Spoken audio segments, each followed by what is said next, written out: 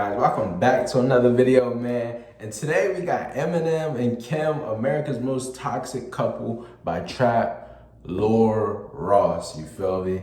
Man. As y'all know on this channel, we've been doing a lot of Eminem on this channel, man. A lot of Eminem.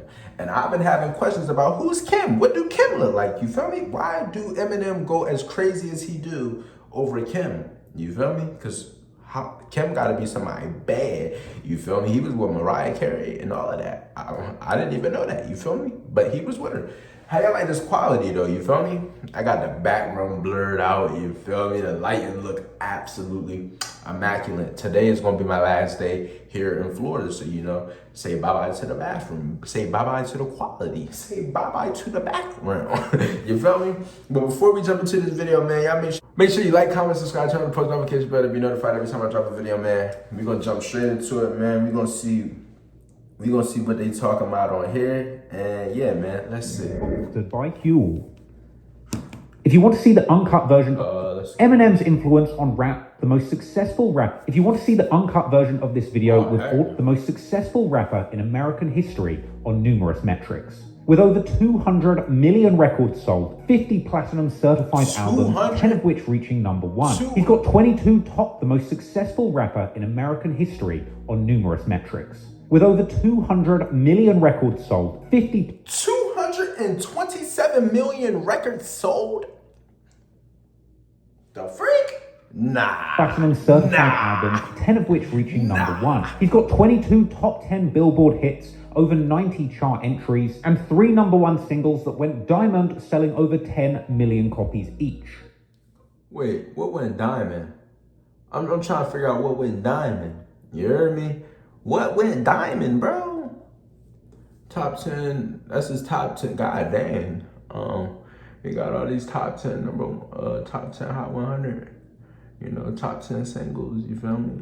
You go absolutely insane. I'm trying to figure out what song went diamond, you feel me? Eminem's influence on rap and music as a whole has spread across the globe. And over the last few decades, he has won the hearts of rap fans all over the world from every race, religion, and background. And his music and the stories behind the music are a big part of his success. Literally coming from the gutter. Infinite Eminem?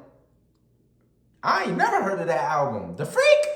Why y'all ain't tell me about that? And over the last few decades, he has won the hearts of rap fans all over the world from every race, religion, and background. And his music and the stories behind the music are a big part of his success. Literally coming from the gutter and rising to the very top of the music industry in an iconic rags to riches American dream story. A story that no doubt inspired a whole generation of downtrodden teens all over the world to make something of themselves too. But as any true fan will know, part of what makes Eminem so moving and relatable is the fact that his music is incredibly personal. Whether it's going into deep detail about the difficult family life he had growing up, witnessing his own mother battling addiction, or being picked on by the bully. That's his mom? That's his mom?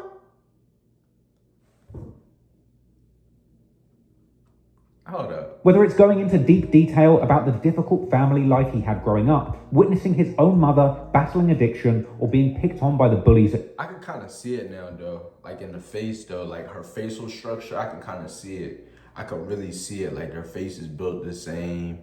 Their nose kind of look the same. The eyes, the baby blue eyes, you feel me? I can kind of see it now, you feel me? His school, all the struggles of not being taken seriously as a white man in the predominantly black rap music industry. Eminem's personal battles and struggles formed a huge part of the subject matter of his music. And one particular aspect of his personal life that's been hugely prominent in his music over the years was his tumultuous relationship with childhood sweetheart Kim Scott. Eminem would make countless songs, and one particular aspect of his personal life that's been hugely prominent in his music over the years was his tumultuous relationship. That's Kim? I gotta put myself back in them shoes in like the 90s, you feel me? If I was Eminem, I would fall for her back in the 90s. I wasn't even born in the 90s in real life. I was born in 2002. But if I seen this in the 90s, I'd probably go insane too. I'm not gonna lie. And he was married to her, and he had kids by her. How many kids did he have by her? I know he got Haley, you feel me? I know he got Haley. That's the one. Is that the only one? You feel me? Eminem don't got no sons? Now that I think about it, Eminem don't got no son. Well, trust me, if he had sons, he would have been known. But wow, that's crazy. With childhood sweetheart Kim Scott. Crazy. Eminem would make countless songs going into detail about the rocky relationship he's had with Kim, even going as far as to release numerous tracks where he would joke and fantasize about committing violent acts towards her. Now, given how their toxic relationship was depicted both in his music and the fictionalized relationship in his movie 8 Mile, it's sometimes baffling to think why on earth would Eminem choose not only to have a child with and marry Kim, but even after many painful separations, legal battles, divorce, addiction, and making numerous songs prophesizing her grisly demise, Eminem would bizarrely rekindle his relationship with Kim over and over, even going as far as to marry her a second time, even after the years of abuse and heartbreak on both sides. It's a So not only did you marry her once, you married her twice. Nah, he got it. He got it. Union that was always destined for disaster. Eminem and Kim are quite possibly the most toxic couple in American history, with their bitter romance stretching back a whopping 35 years at this point. But despite the tidbits we got from Scat, Eminem and Kim are quite possibly the most toxic couple in American history, with their bitter romance stretching back a whopping 35 years at this point. But despite the tidbits... 35 years?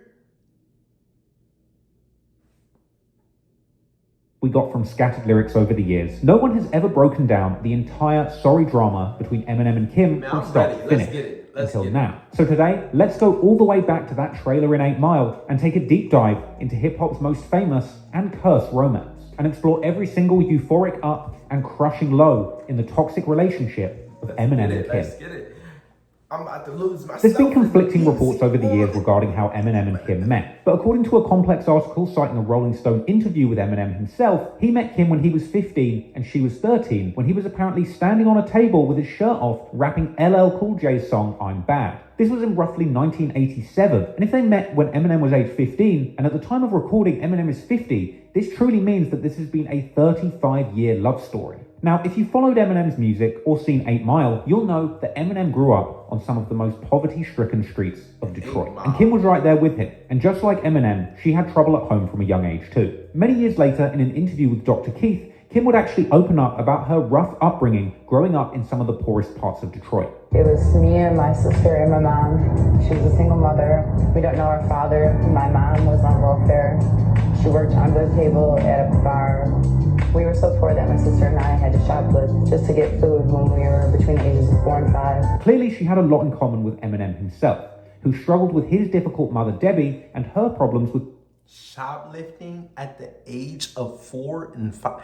You don't even know what shoplifting is. I bet you if a kid's parent didn't take the stuff from them at the store, they probably thought they could walk out. They probably thought it was normal.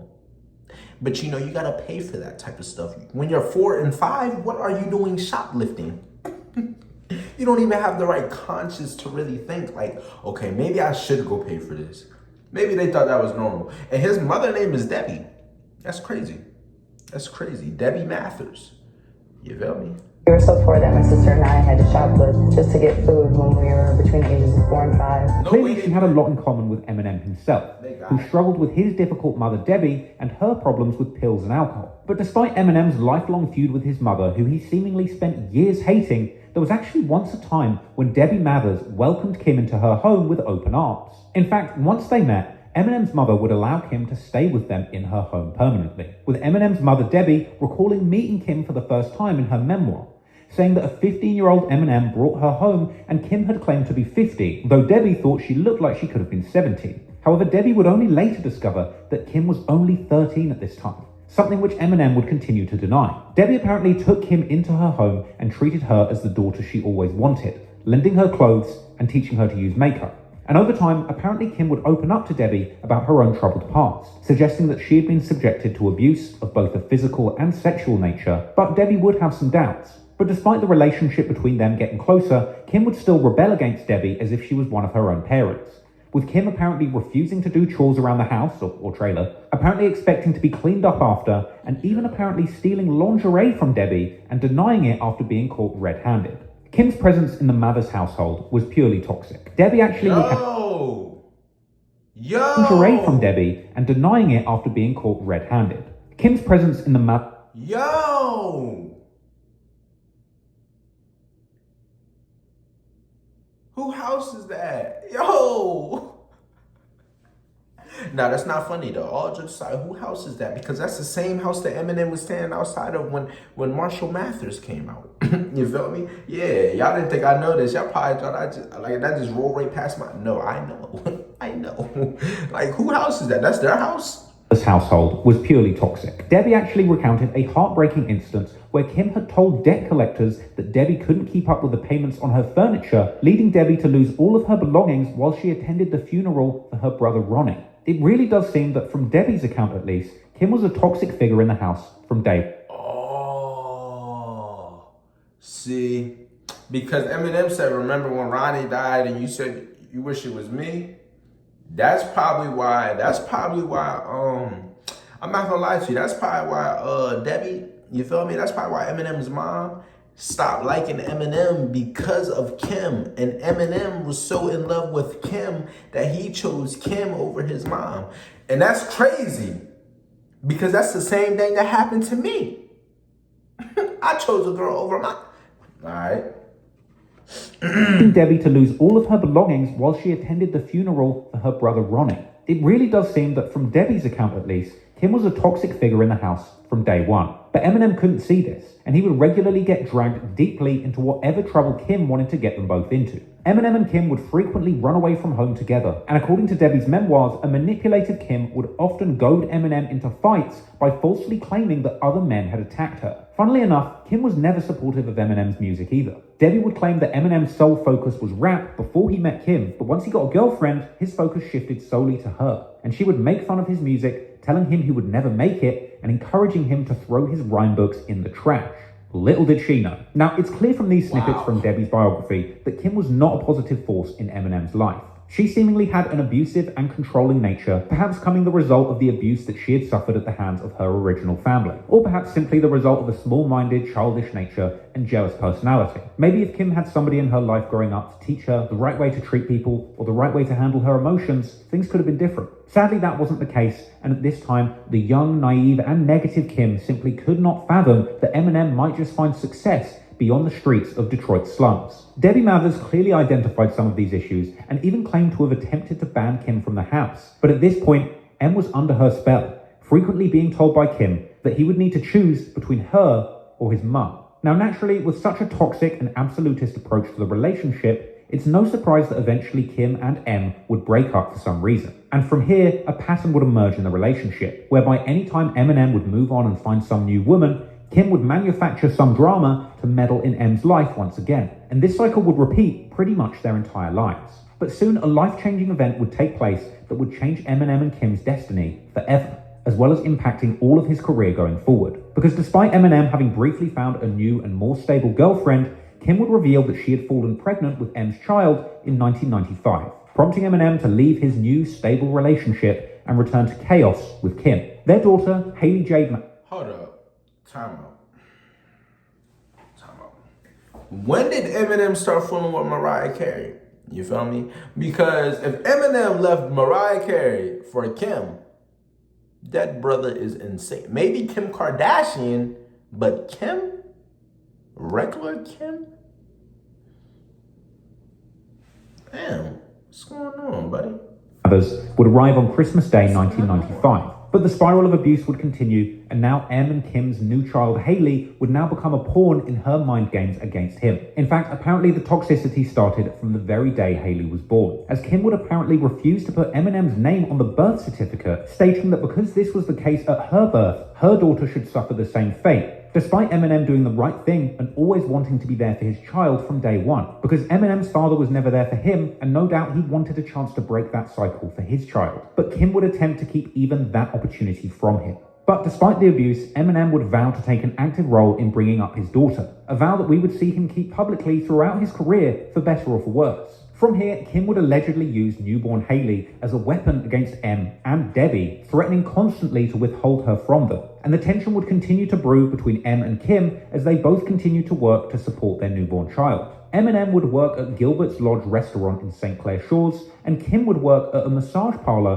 which Debbie claimed had a dubious background with unusual services being offered. A Detroit rapper who was around Eminem in the early days, named Hush, would later reveal in a Cam Capone interview that Eminem would continue to have endless confrontations with Kim following the birth of their child, telling one shocking story of an instance where Kim was working at that massage parlor and apparently Eminem was suspicious that she was sleeping with the boss, with Hush apparently having to go find Eminem before he did something crazy to them both outside of the business. Kim at this time was working at a massage parlor. He's on his way to that massage parlor where Kim works, and he's gonna kill her. He thinks she's sleeping with her boss. This fool is out of his car, crouched down behind a dumpster, peeking around the corner, waiting on her. What are you doing right now? Like, man, I'm a killer.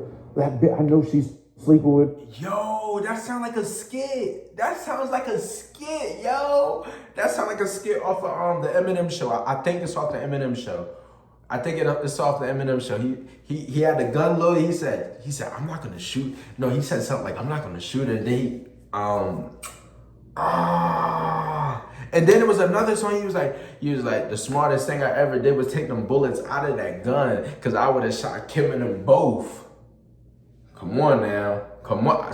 I know I'm an Eminem fan now. Come on now. With Stop. blah, blah, blah. Stop it. And I was like, man, get in the car. Like, you're stupid. Here she comes walking out of the massage parlor, walking with this dude. She's got a rose in her hand. She just like, do. And he gets out the car like, you blah, blah, blah, blah. And I'm just like, wow. The cycle of ups and downs between Eminem and Kim would seemingly never end. In fact, one account by M's best friend and D12 bandmate Proof suggested that they would often come back from shows together to find all of Eminem's clothes. The cycle of ups and downs between Eminem and Kim would seemingly never end. In fact, one account by That's Proof. That's Proof. And that's crazy because Eminem got that same exact tattoo that Proof got right there on his forearm.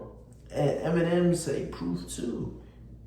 Okay, well, that's crazy to me. Like, that's absolutely insane. Best friend and D12 bandmate Proof suggested that they would often come back from shows together to find all of Eminem's clothes thrown out the window, with Proof saying that Eminem would frequently swing between saying that he's leaving her for good and then being back with her the next day, prophetically predicting that M would indeed end up marrying Kim. And these ups and downs were extreme on both sides and would continue in the years to come, with Kim and Eminem swinging from being together deeply in a manic love to splitting up and Kim using Haley as I'm not gonna lie, Kim looks good. I'm gonna keep it a buck. No. weapon against M. And during these periods of the relationship being on hold, Eminem would fall into a deep pit of depression, fostering a dark hatred towards Kim. At some point around this time, during a period of turbulence in their relationship, Eminem would even get a spiteful tattoo of a tombstone on his stomach that read, "Rot in pieces, Kim." Hardly a great omen of their relationship to come, but it shows just how dark and dangerous their psychotic love affair could get at times. So during the times when Eminem was being kept away from his daughter and the woman he loved, at least he would be able to fall back on his main passion, which Kim never seemed to want to support, his music and his rhyme book. So regardless of the struggles in his personal life, Eminem would continue pushing his music career forward for the next couple of years.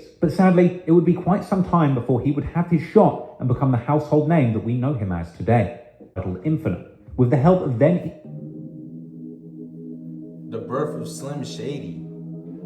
In November 1996, Eminem released his first full-length rap project titled Infinite, with the help of then indie record label FBT Productions, run by brothers Mark and Jeff Bass. They would discover Eminem in the early days, hearing him freestyling on a local radio show and borrowing $1,500 to press up 500 copies of Eminem's first attempt at a full-blown project, with this legendary Project Infinite being infinitely forgotten by casual Eminem fans these days. But the die-hard Eminem stans will know that this was Eminem's first major effort at getting recognized for his raps, and unfortunately, this would represent a major failure for him. The project itself was laced with introspective and lyrical tracks where Eminem would rap about his relationship with Kim and struggles to support his newborn daughter Haley, like the track It's Okay, which sees Eminem expressing his aspirations to be happily married and be able to provide for his daughter financially, as well as with Eminem elaborating on his ongoing and desperate hunt for money on the track Never Too Far, with the lyrics suggesting that the song was made whilst Eminem's daughter was still on the way.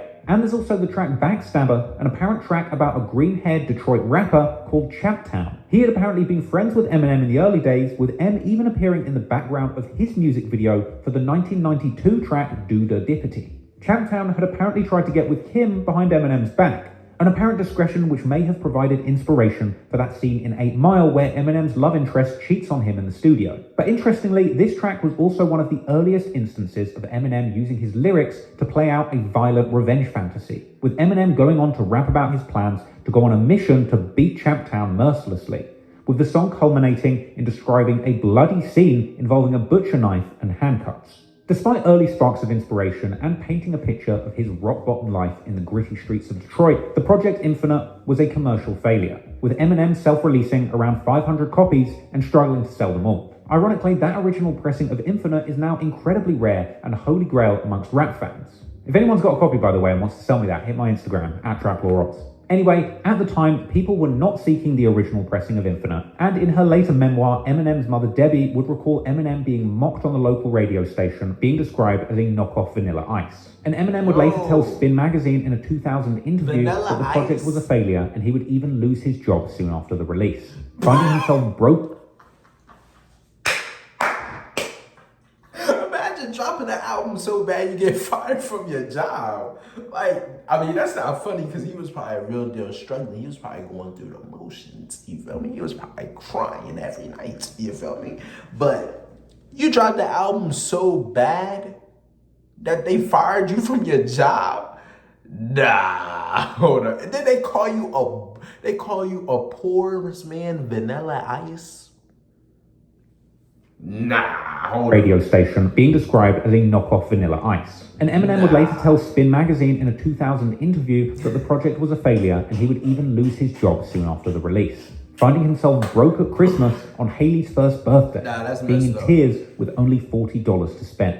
Money was clearly a worry for Eminem at this time. And as he would reveal later on the track Mockingbird, what little money him and Kim could save up for their daughter often ended up getting stolen anyway, putting a further strain on Em and Kim's on and off relationship. The only silver lining to be found around this time was that Eminem's hardships after Infinite flopping so hard was it left him with a complete nothing to lose attitude, leading him to get angrier and angrier, making more aggressive music. Unfortunately for him, his family, and his millions of future fans, he wouldn't give up. Eminem would push on, continuing to rap and recording his next project, the Slim Shady EP, a short collection of tracks not to be confused with his later Slim Shady LP that was his breakout album. The concept of this project revolved around Eminem's new alter ego, Slim Shady, which was born when his buddy Proof decided to form the Detroit rap collective D12, or the Dirty Dozen, but only being able to find 6 MCs to join the crew, he came up with the idea that each rapper would have an alter ego, with each rapper and their alter ego being displayed prominently in the excellent booklet for their debut album, Devil's Night, with Eminem in his new Slim Shady persona recording more and more violent songs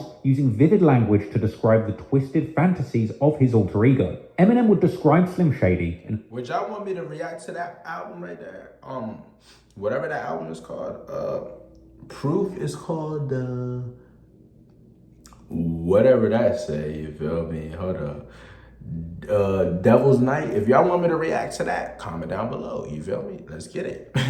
Which was born when his buddy Proof decided to form the Detroit rap collective D12, or the Dirty Dozen, but only being able to find 6 MCs to join the crew, he came up with the idea that each rapper would have an alter ego, with each rapper and their alter ego being displayed prominently in the excellent booklet for their debut album, Devil's Night, with Eminem in his new Slim Shady persona recording more and more violent songs using vivid language to describe the twisted fantasies of his alter ego. Eminem would describe Slim Shady in an August 2000 Spin magazine interview as the name for his temper or anger, the attitude behind the real man, likely using his music and this alter ego as a release from his difficult personal life. And with this new direction, Eminem would actually finally begin to build a genuine buzz around the Detroit rap scene, with people taking note of the new direction his music was taking, as well as building up a fearsome reputation from constant clashes in the local Detroit battle rap scene. But even though he was finally getting some respect and inspiration on the mic, he was still struggling with money, and his increasingly difficult on and off relationship with Kim. At some point during their intense on and off relationship, Kim would prevent Eminem from seeing his daughter Hailey, apparently due to her disapproving parents, with a frustrated Eminem turned Slim Shady at some point in 1997 recording the shocking track Just the Two of Us, with Eminem telling a fictional story of riding around in the car with his daughter Hailey after killing Kim and stuffing her body into the trunk of a car, and describing himself and his daughter as the 1997 version of Bonnie and Clyde, with Eminem rapping lyrics that tell the story of that car journey as he reassures Hailey about the strange smell coming out of the trunk and telling her not to play with Daddy's toy knife. He would tell his daughter to ignore the scratches on her mum's throat. But this wasn't just some twisted, violent rant on a song. Eminem would display a masterclass in narrative storytelling on this track, with the story of the song slowly unfolding, with M suggesting that him and Haley were driving Kim to go for a late-night swim, with Eminem really planning to dump the body in the ocean. And he would go on to rap to his daughter and kind of baby talk that Kim has been real bad and that he's had to put her on timeout, even chillingly telling Haley that her mum can't hear her screaming in her ears. And eventually the climax of the song would come in the third verse, where Eminem and Haley literally throw Kim off the dock into the sea, tying her foot to a rock. And Eminem would rap in the final eerie 4 bars of the song that he's finally free of the restraining order that Kim had against him, saying to Haley in the final line of the song after dumping Kim into the ocean that she needs to help him with 2 more things out the trunk, inferring that Kim's new partner and stepson have actually suffered the same fate as her. Now, this was a shocking and brutal song, but it's impossible to ignore the skillful writing and the artistic merit of Eminem expressing these extreme emotions so succinctly in a rap. You just said give him credit for putting this together? That's insane. That's insane mentally. Like, what? I don't give a freak if it was fake or if it was real. If it was real, that would definitely be insane. But it's just the fact that, like, it's not real, and the fact that you could think like this, meaning you wouldn't mind this actually happen. You feel comfortable enough to say this, that if it was to happen, you wouldn't be surprised.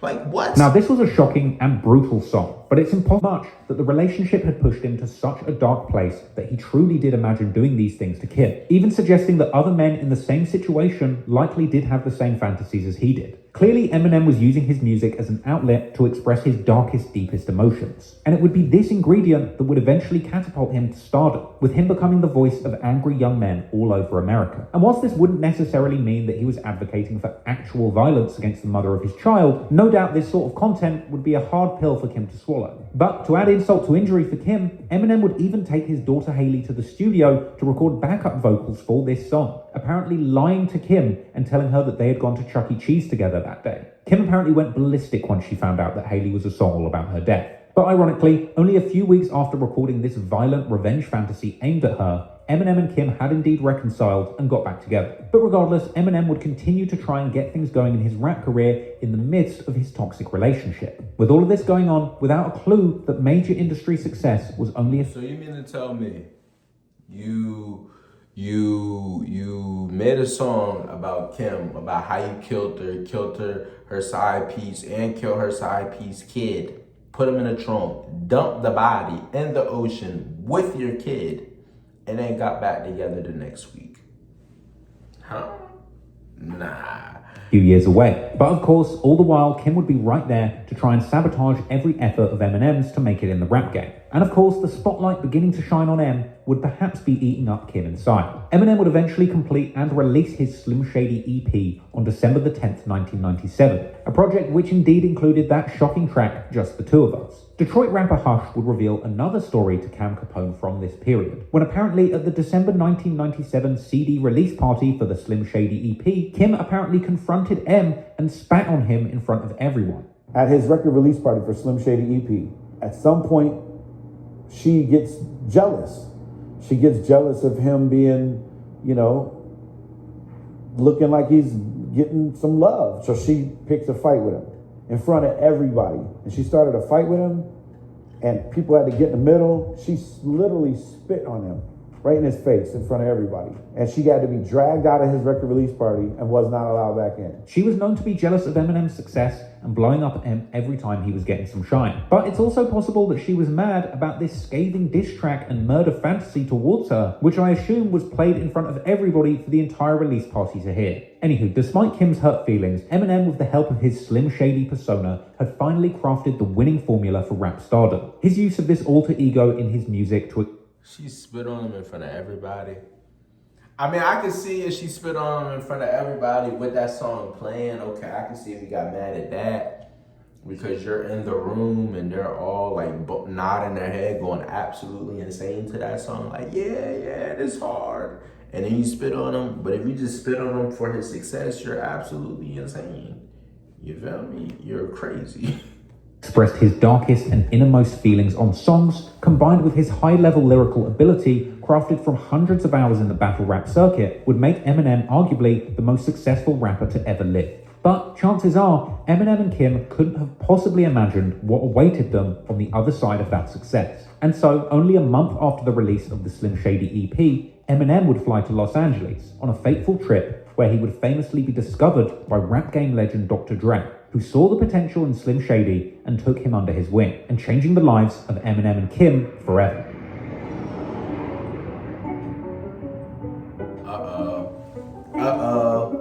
Shortly before the Slim Shady EP released, in October 1997, Eminem would go to Los Angeles for the Rap Olympics, where he would come in second place. Nobody's hearing you. You're a whack liar. Yeah, all your white jokes is backfired. That bitch, you walking up the wrong creek. I go tell all your boys that you was beef out honky. But whilst in California, he also appeared on a freestyle session on the Wake Up Show, where he was named as the show's Freestyle Performer of the Year. With his prolific raps impressing so many people on this trip, a copy of the Slim Shady EP would end up in the hands of an intern at Interscope. This would eventually be passed to industry heavy hitter Jimmy Iovine and LA rap legend Dr. Dre, who would hear it and take Eminem under his wing. And then when I was in the Rap Olympics back in '97, I took second place in the Rap Olympics and gave my tape to some kids at Interscope. And Interscope gave the tape to Jimmy Iovine, and Jimmy Iovine liked it and he gave it to Dre. He played it for Dre. And Dre liked it, and Dre was looking for me, and found me like 3 days later. Within just months of releasing the Slim Shady EP, it seemed like Eminem's career was finally taking off. In March 1998, he would get national coverage in the Source magazine's Unsigned Hype column, describing his Kim murder fantasy track, Just the Two of Us, as a semi-demented, guaranteed rewinder. And that same month, Eminem would be officially signed to Dr. Dre's record label under Interscope, Aftermath. And from here, the rap game's favorite doctor would get to operating, helping Eminem craft his breakout hit album, the Slim Shady LP, that would catapult him to the top of the rap game and to international stardom. And despite getting column inches in magazines for songs dedicated to fantasizing about her demise, at least for a short period, Kim would remain at Eminem's side during his ascension to the top of the music industry. Years later, on the track Mockingbird, Eminem said that when he met Dr. Dre, he flew Haley and Kim out to see them. For example, even in this throwback interview, you could see Eminem seemingly accompanied by both Dr. Dre and Kim, who appeared off screen. I remember he said that he tried to fly them out to LA, and I just didn't know what album that was on or what song it was on, you feel me? So, I was thinking about that the whole time. I didn't want to say it because I didn't know what album or song, and I didn't want to sound crazy, you feel me? With him joking about Dre and Kim's presence in seemingly good spirits. And there was this lady named Wendy Gay. You touch me again, I'm gonna kill you. And I'm not playing. You hear me? You can slap the shit out of me. I'm gonna slap the piss out of you. You know what, Kim? Let me tell you something. You know how you're up? I'll tell you what, I'll tell you what. You know what? You know what? Give that back. Oh, here. Sure, I'm gonna give it to you. Yeah, right, you're fat. I'll tell you what, you're so fired, you never hired. I'll tell you. You know what? Hey, you know what? Take your big ears and you fly out of here. You fly out of here, dumb boy. I tell you what. You know what? Now you get the first part of your name because you're dumb. You're fat, bro. I tell you what, you're fat. You know what? You can say you all day on the bridge of my nose, but it still doesn't matter because you're in your hole. Still like me. And I tell you what, that was a fake ass Nike, and they cost. No way, he just started freestyling while insulting. You know what? You can say you all day on the bridge of my nose, but it still doesn't matter because you're in your hole. Still like me.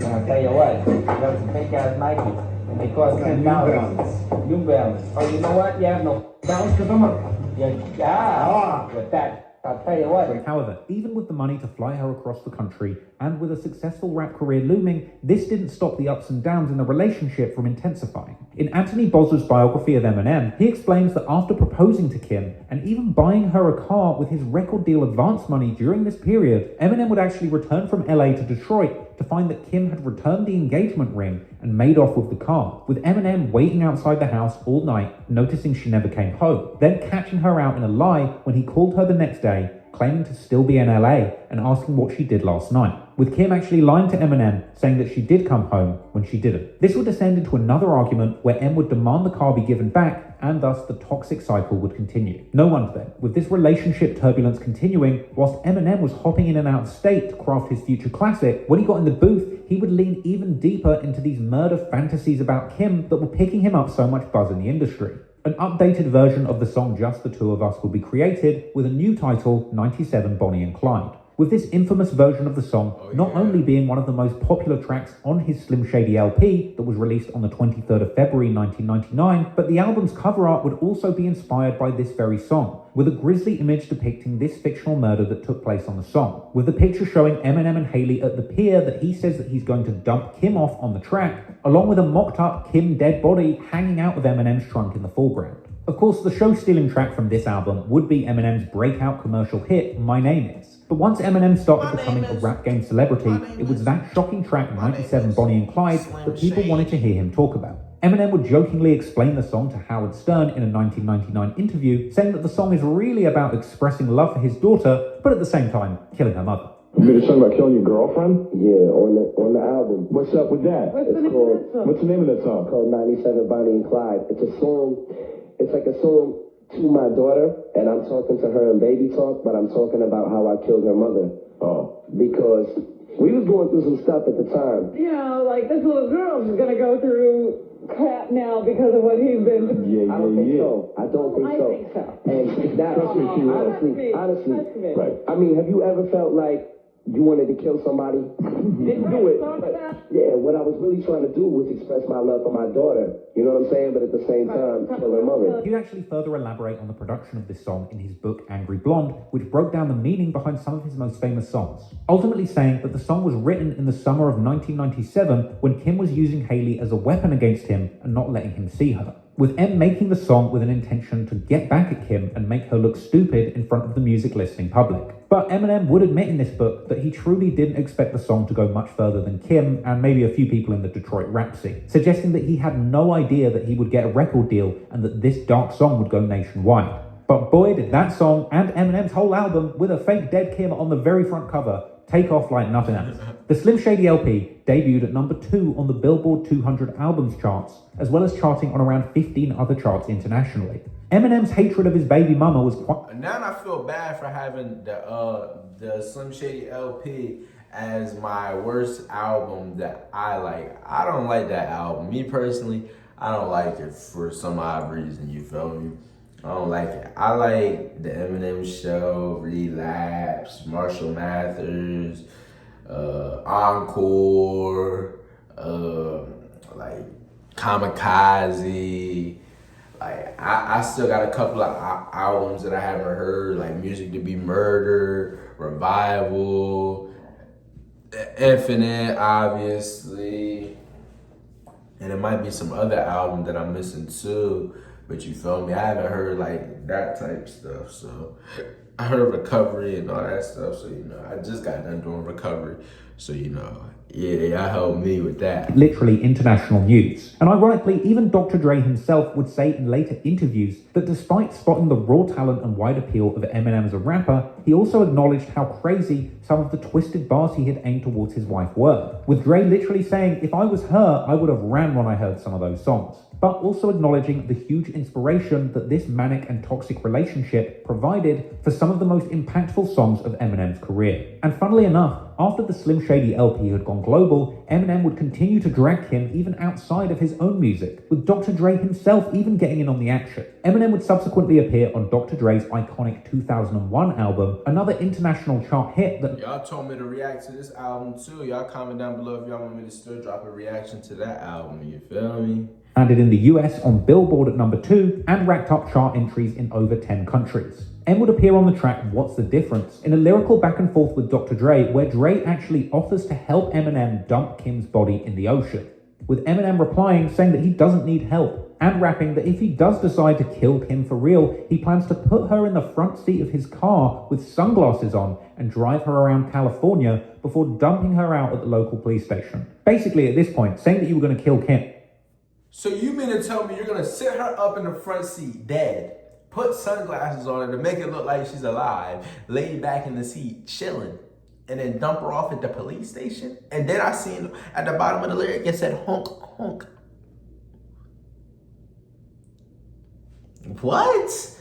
Nah, hold up. M would appear on the track What's the Difference in a lyrical back and forth with Dr. Dre, where Dre actually offers to help Eminem dump Kim's body in the ocean, with Eminem replying saying that he doesn't need help, and rapping that if he does decide to kill Kim for real, he plans to put her in the front seat of his car with sunglasses on and drive her around California before dumping her out at the local police station. Basically, at this point, saying that you were going to kill Kim was becoming all the rage in the rap game. But for the time being, weirdly, Eminem and Kim would actually reconcile in real life. Because naturally, once the enormous success Eminem was receiving became apparent, Kim would of course be waiting in the wings looking for her slice of the pie too, regardless of how much disrespect Eminem had shown her to get there. According to Debbie's memoir, when Eminem returned from LA as a rap kingpin rather than a useless nobody, Kim was right back on the scene, eager to soak up the glitz and glamour of his newfound stardom, with Debbie claiming that following the enormous success of the Slim Shady LP selling millions of copies, Eminem and Kim were quickly back together and revealing that they would soon be getting married, with an ecstatic Kim proudly declaring that there would be no prenup because they were truly in love. A bold statement, after which Debbie actually claims that behind Eminem's back, Kim would be pretending to puke, but they would indeed tie the knot in a very rushed ceremony in 1999, with Debbie claiming that she herself had even attempted to delay them marrying, but suggesting that Kim had rushed Em to City Hall to seal the deal, with the low-key marriage being confirmed just before closing time. This quickie marriage at City Hall was apparently followed by a small church ceremony for friends and family in June of 1999. However, keeping the marriage together would get harder and harder once Eminem would embark on his Up in Smoke tour along with Dr. Dre and other pop-puffing legends of the rap game, with Eminem seemingly leaving Kim behind in the very trailer that Em and Debbie had lived in before the fame. Now, years later on the song Mockingbird, Eminem would claim that when he went on the road, this is when Kim developed the habit of substance abuse, as his rise to fame was just too fast for her to handle, with Kim later claiming that Eminem did not support her financially during this period. I still worked for maybe 2.5 years after Marshall got signed because I didn't see really any of the money. I mean, maybe a check every other week for $800, $900, or if I called and said, Haley needs this or I need this, that's the only time I would see anything. I mean, it doesn't quite add up. She said she didn't get anything from Eminem, apart from the $1,600 a month and anything the baby needed. But Kim would later tell Dr. Keith that she rushed this marriage because she was worried what would happen when Em went off on tour. He was getting ready to start his first tour, and I think we were both worried about what was going to happen while he was gone. And we just wanted, something more binding. So we did it. We got married. It was exciting. It was small and little and cheesy, and none of my family was there, but it was exciting. I felt like we really loved each other when we did it. And it would seem that Kim's fear of infidelity were indeed valid, as indeed Eminem would reportedly cheat on Kim with groupies on the road after his newfound stardom had chicks throwing themselves at him. This infidelity apparently be detailed extensively in a later memoir called Shady Business by his former bodyguard Byron Williams, aka Big Nas, who looked after Eminem closely during this time on tour, as well as suggesting that sometimes Kim would attend tour dates with Eminem, where she would be physically abusive towards him. Kim later suggested that she had genuinely expected Eminem to be faithful to her after their whirlwind marriage and his meteoric rise to fame. I was hoping that when he went on tour, and because I seen how fast his career was taking off, I was hoping that would keep him faithful and grounded to me. That was my main goal. His first tours, when our relationship really started to deteriorate, he was cheating on me a lot and drinking and using drugs, and he wasn't home, and it just wasn't good. And she would eventually elaborate in her Dr. Keith interview, saying that she believed that when Eminem got famous, things fell apart in their relationship because she truly never expected him to succeed. I never in my wildest dreams expected him to become so famous. His success would completely turn our lives around and just ruin the relationship and the bond that we had and destroy our family. Going on to say that It seems like she's trying to play victim. It seems like she's trying to make it seem like, you feel me? Like, oh, we was this great couple, we was this and that, but y'all wasn't. Y'all was abusive. And you blackmailed him. You did all the bad things, you feel me? She making it seem like they was high school sweethearts. They was so in love. I mean, he was in love. I don't know if you was in love. You feel me? And then you try to reverse it in the interview and say, oh, I felt like at that point we was really in love. Yeah, you was probably really in love at that point because he just got money. You feel me? He got money. You try to keep his daughter away from him. You feel me? I'm gonna keep it a buck with you. I don't like that. You feel me? That's not real at all. I believe that Eminem's ego grew massively after that first tour. Right when Marshall's first tour started is when his ego just went, he was untouchable. Like, he was God. That's what he thought.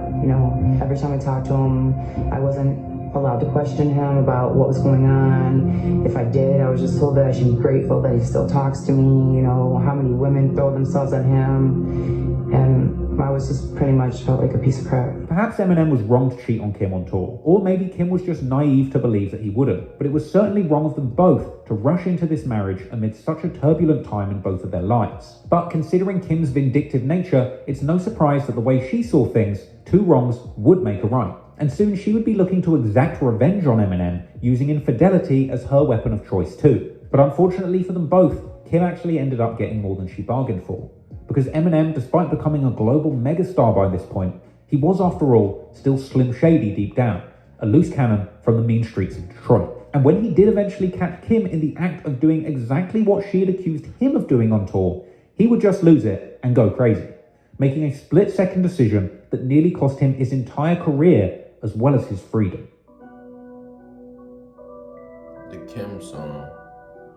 Oh. After reaching the heights of global stardom off the back of his... That was a song that I didn't even like, if you want me to keep it a buck with you, because there was a lot of yelling and screaming. Now, it makes you want to go back and re-listen to the song. You feel me? Because, yeah, it makes you want to feel that anger because I didn't know the whole background story to it. You feel me? So studio album, the Slim Shady LP, Eminem and Dr. Dre got back into the studio to craft his next masterpiece. And despite having a hit out the gate with his first album, his next album would surpass it in almost every way.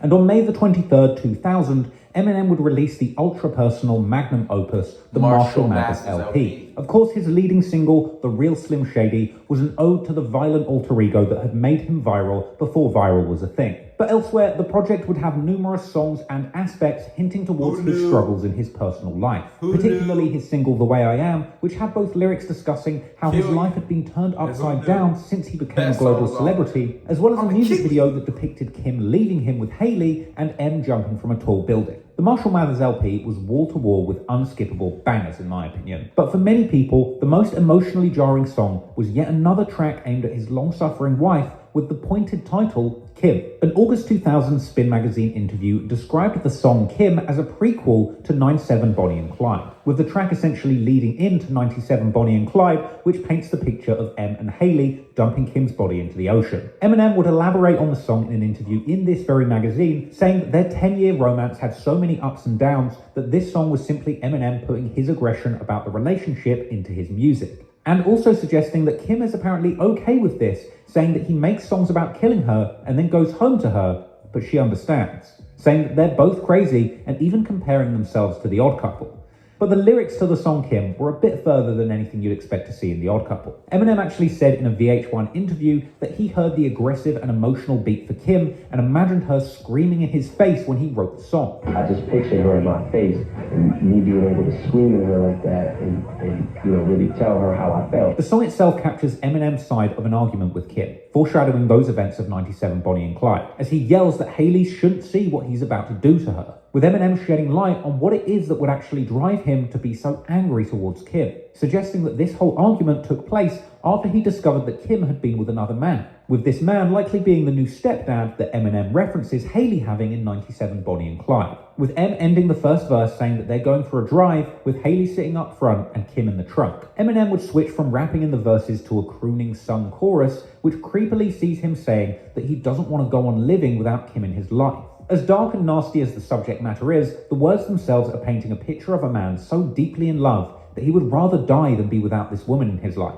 And in the second verse, Eminem would ironically open up, admitting his own infidelity, which likely caused Kim to feel comfortable cheating in the first place, but absolving himself of all responsibility, saying he cheated years ago when he was 18 and that he thought they moved past that. And in a lyric that was apparently censored on the publicly released version of the album, Eminem would reference that stepbrother that he inferred suffered the same fate on 97 Bonnie and Clyde, with the shocking lyric painting a picture of a 4-year-old boy dead in Kim's living room. Fictional picture, by the way, YouTube, if you want to get blocking the videos. Anyway, later on the track, Eminem elaborates, attempting to even tell the version of the story that the police might piece together when they discover the murder scene, with Eminem suggesting that when the police arrive, they might think that it was Kim and Eminem fighting over a knife, with Eminem getting his throat cut and the child being taken out as a witness, before suggesting that the police would have thought Kim might have ultimately concluding that he might stage the scene to look like a double murder-suicide that she was responsible for. The song would end with a chilling moment where Eminem screams, "Bleed, bitch, bleed,"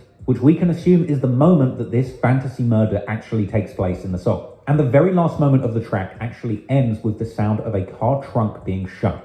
This was, of course, the very same sound effect that is heard right at the start of the song, 97 Bonnie and Clyde, that Kim is a prequel for. The song Kim is a chilling track, but once again, the way Eminem ties this story together perfectly with his previous murder fantasy anthem, along with details and sound effects that connect the whole narrative together, and along with the fact that the song is a chilling yet emotionally moving snapshot of exactly how Eminem used to feel in these screaming arguments with Kim, just proves how much of an incredible artist he really is. Whether or not you agree with the sentiment behind the song, you can't deny that Eminem was taking rap music to bold, emotional new heights with this track. I would argue that no one has ever attempted anything so emotionally potent in the rap game before or since. And clearly the music listening public at large and Eminem's peers in the rap game were stunned by what he had created. In fact, Dr. Dre and Snoop Dogg would say in a documentary about the track that they could not believe what they were hearing the first time that the song Kim was played to them. I think my jaw hit the ground when I heard that the first time. They talk about killing his wife.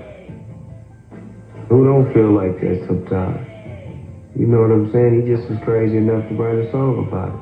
Eminem would later reveal in his lyrical breakdown book, Angry Blonde, that the song Kim had actually been written at the end of 1998, just like the track 97 Bonnie and Clyde, during a period when they had broken up. Apparently Eminem was watching a movie at the time that inspired him to write a bugged-out, violent love song all about the frustration of this breakup, saying that he wanted to pour his heart out, screaming into the mic and hitting the studio with that original beat, recording this entire horror show in one perfect take. Eminem would also surprisingly reveal that after recording the song Kim, he decided to play this violent scream fest for Kim herself privately before releasing it, even attempting to soften the blow, saying, "I know this is an effed up song, but it shows how much I care about you to even think about you this much and to even put you on a song like this."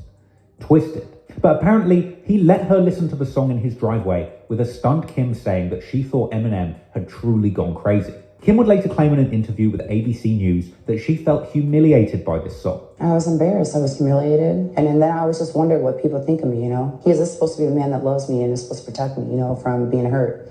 And here he is completely and totally disrespecting me in the worst way possible in front of millions of people. Regardless of her feelings, Eminem said that the song was meant to capture that energy of the kind of arguments that they would have in real life regularly, something he felt was achieved in this finished track. Clearly, Eminem's attempt at taking his artistic expression to bold new levels was a success, as the Marshall Mathers LP, which included the song Kim, along with a slew of other shocking yet skillfully executed tracks, was an enormous success, landing at #1 on the Billboard chart and topping charts in 11 other countries. The album would sell a whopping 1.78 million copies in its first week, eventually being certified diamond in the United States, selling over 11 million copies by 2022. And it went on to become an international all-time best-selling album, moving 25 million copies worldwide, with Eminem himself winning the best. So it just went diamond last year. The freak? Nah, people still listen. I mean, that's what I thought in the beginning of this year, I'm not gonna lie. In the beginning of this year, I was thinking like, people would still listen to Eminem back then. Yeah. I mean, they still listening to him now? Yeah, because I'm listening to him. Album award at the 2001 Grammys. I guess, first of all, I want to thank everybody who could look past the controversy or whatever and see the album for what it was, and also for what it isn't. So, Eminem had truly made it, and off the back of his ultra-personal rhymes, he became the relatable rap genius who truly spoke for a generation of downtrodden Americans. But perhaps he didn't realize the emotional strain these songs were causing. Because it's one thing dragging your wife in songs that were meant to only be heard by the underground Detroit rap scene, but with a song like Kim, being played in millions of households all across America and the world at large, no doubt had a massive toll on Kim's mental health. And I tell you what, you can take the couple out the trailer park in Detroit, but you can't take the trailer park in Detroit out of the couple. because no matter how elevated Kim's status got off the back of his art, his heart still belonged to Kim, and she would always manage to drag him back down to rock bottom with all kinds of drama. So, within only a couple of weeks of this groundbreaking release, Eminem would find himself in a parking lot in Detroit, back to his old habits, and behaving nothing like a man who had just sold 1.7 million records. Pistol whipping and incident. Kim Mathers would later tell... Hold up. We gonna stop the video right here, you feel me? We gonna stop the video right here.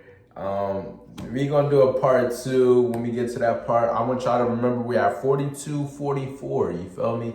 42-44, you feel me? I just feel like this is Eminem and Kim, America's most toxic couple. Y'all comment down below. Y'all tell me what y'all think about it so far. Make sure you like, comment, subscribe, turn on the post notification bell to be notified every time I drop a video. Get this video to 20 likes to unlock part 2. You feel me? Unlock part 2. We're gonna try to cut this video. We're gonna do like 1 hour long videos. It's a 2 hour and 40-minute video. So this is an hour long video. But I probably only watched like 44 minutes of the actual video. So, you know, we're probably gonna cut this. It's probably gonna be a couple of parts. I don't know how many parts yet, but we're gonna see as we go along the way. Y'all make sure, like I said, y'all like, comment, subscribe, turn on the post notification bell to be notified every time I drop a video. Follow me on Instagram. The link will be in the description box down below, man. And I'll see y'all in the next one.